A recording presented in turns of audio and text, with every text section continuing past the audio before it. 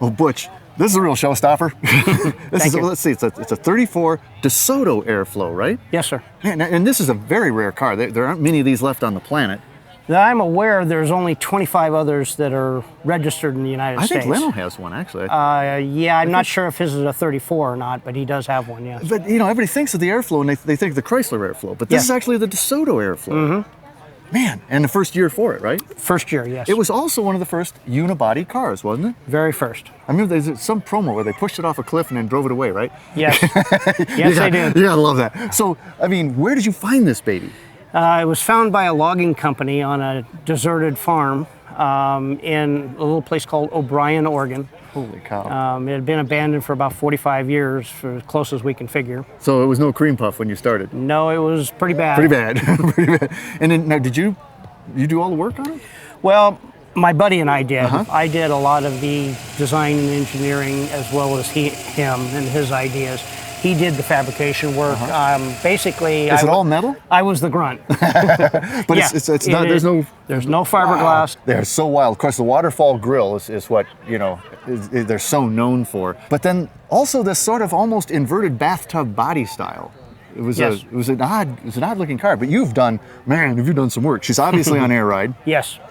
And you've molded in all the fenders and everything. There's not a seam anywhere. Nope. Love the color scheme too. Kind of this metal flake sapphire. Very, very nice. And actually a couple different colors there. But it's the fenders with these stripes in there with a rainbow flake or something. Yes, sir. And it looks like you took the louvers and strung them out. Just highlighted them. Man. Yep. In the sunlight, it's incredible. And a beautiful blue and then, gosh, 3-4 colors in your accent stripe there. It's incredible. And you put in a sunroof, which is very nice. And you've obviously updated the interior. I mean, this looks very luxurious. Yeah, everything is leather inside.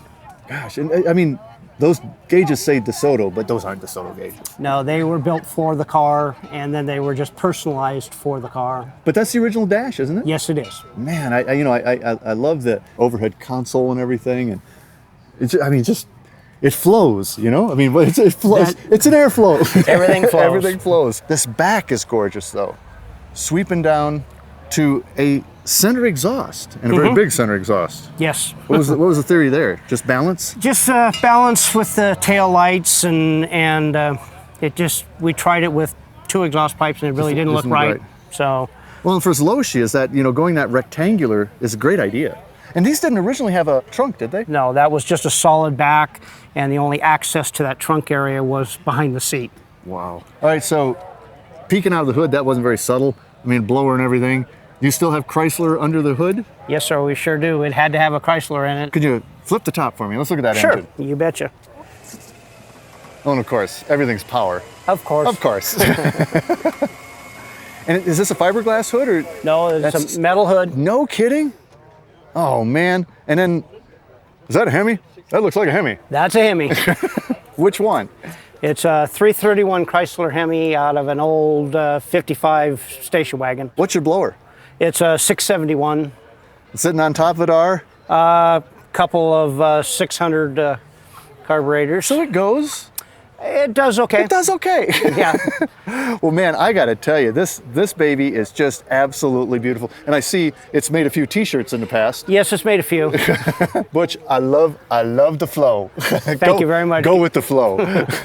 34 DeSoto Airflow. Beautiful, man.